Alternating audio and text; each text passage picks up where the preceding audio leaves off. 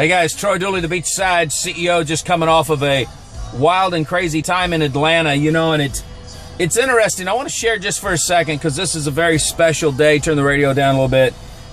But I got to thinking about how my weekend was inconvenienced. All weekend long, I'd had clients trying to pull me in different directions. Troy, come to Atlanta. Troy, come to Dallas. Troy, can you do this? Troy, can you do that? And I'm thinking, I'm taking the whole weekend off. I haven't seen my family in 2 weeks. I don't want to be inconvenienced, and I'm just going to hang. And then Jeff Rogers, CEO of Canaway, said, hey, you do remember, don't you, that our weekend is our event's this weekend, not next weekend? And it's like, no, I didn't. So I jam up, pack up, head to Atlanta. And the whole time I'm going up there, I really am being kind of selfish. And I'm thinking, man, this is inconveniencing me. I haven't seen my wife. I haven't seen my kids.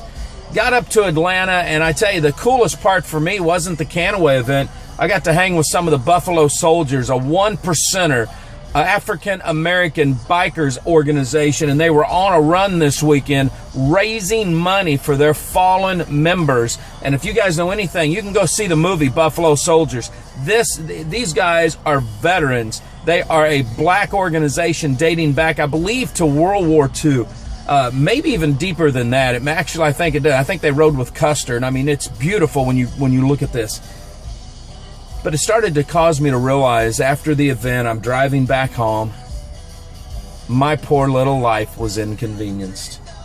When I've got fallen brothers and sisters whose lives were permanently inconvenienced. I've got families that I know whose lives were permanently inconvenienced because mom didn't come home, dad didn't come home. Brothers, sisters, uncles, aunts, you name it, they didn't come home. Babies being born to some of the most beautiful ladies who were left behind because daddy didn't get to come back home. When you look at the ultimate inconvenience, you start to realize, man, let's put stuff in perspective. Freedom's never free. There's men and women for over 200 years have been sacrificing so that you and I could live the life that we've lived. And it just made me stop, and I decided I'd shoot this video just to say, let's all remember. Maybe nobody else remembers what this day is. Maybe you've got clients that want to pull you in every direction. You just got to stop and say, you know what? This is my weekend. This is my time, and I'm going to celebrate it with the people that I love, not the people that think they love me because I'm doing something for them. I'm talking about all of us. Whether it's your boss, whether it's your client, doesn't matter who it is, take time. I challenge you, find a man or woman in a uniform and thank them. Go look for a mom, a dad. Go to the cemeteries today and look at the people who are there giving thanks to those that have fallen, remembering those in their families that have fallen, because I tell you what, it would tear me up to have to make the permanent sacrifice. But I'm willing to do it for my family. I'm willing to do it for this country. Are you willing to do it?